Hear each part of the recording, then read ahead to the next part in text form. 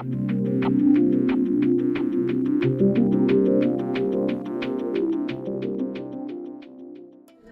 Vickers, and I'm the Chief Director for Research and Policy in the International Trade and Economic Development Division of the DTI.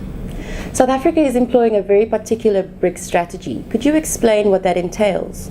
Okay, I think the BRICS strategy essentially starts from the fact that the global economy is undergoing a profound structural shift in economic power with the rise of the emerging economies led by BRICS. And it's in South Africa's interest to be cultivating strong trade and investment relations with those countries. So we've developed a BRICS strategy which has a number of strategic objectives. The first is that we really need to strengthen and deepen South Africa's trade and investment with these most dynamic economies in the global economy to support domestic job creation, economic diversification, and particularly the promotion of value-added exports. Secondly, I think there are very important opportunities to champion alternative models and paradigms for development, because we're all developing economies and we're trying to support each other's growth and development, focusing on cooperation rather than destructive competition. Third, I think it's very important that we emphasize multilateral coordination and we adopt joint positions in international fora that deal with trade and investment. And finally, as the only African country member of the BRICS, South Africa is championing a very strong African development agenda, particularly to support NEPAD, regional integration, and the continent's industrial development and infrastructure needs. Intra-BRICS trade has increased dramatically over the last 10 years. Are there any specific benefits to intra-BRICS trade as opposed to trade globally?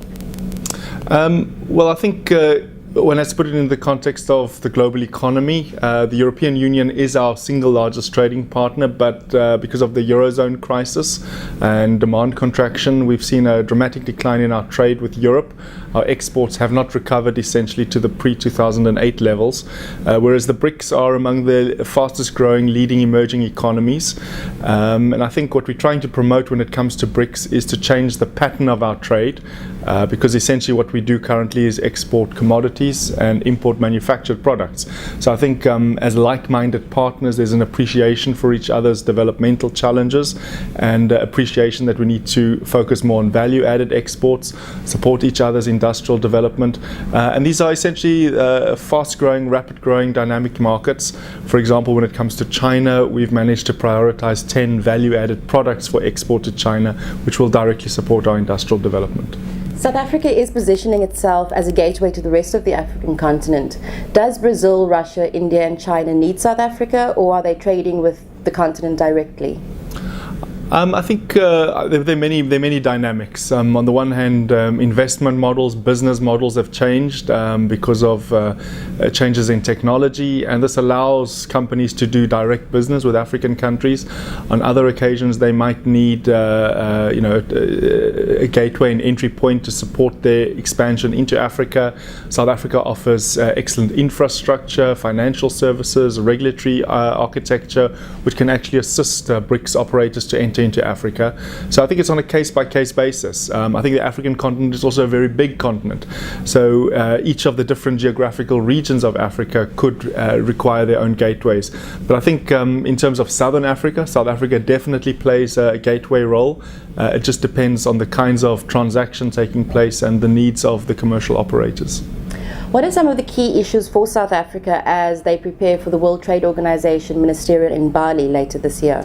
I think for South Africa, and we're also working very much in partnership with our BRICS in this regard, is maintaining the Doha development mandate. I think this still remains critical. We as BRICS and South Africa have taken the view that the Doha round was launched in 2001 with an explicit agenda to place the needs and interests of developing countries at the heart of the work program. What we have seen over the course of the negotiations is demands coming from the advanced industrialized countries that erode that development mandate. So from our perspective, we need to reinforce, reaffirm, maintain the development mandate, particularly when it comes to reform in agriculture.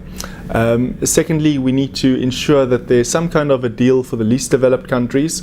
We've been talking about an early harvest package, particularly for the world's poorest countries.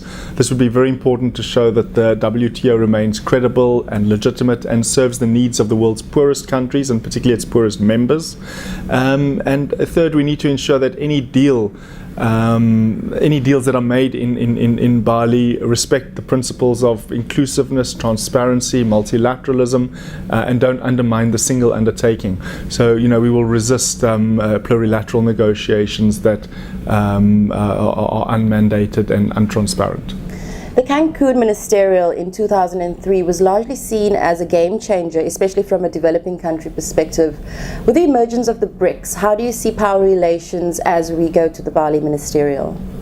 Well, I think the emergence of BRICS, and particularly with Russia formally joining the WTO at the 8th Ministerial Conference, for the first time the BRICS have been able to take joint positions in support of a development outcome in the Doha round. I think the role that the BRICS play is just a continuation, a reaffirmation of the shifting global power dynamics, particularly where we used to be rule takers and now we can actually be veto players in the WTO to stop any anti-developmental deal.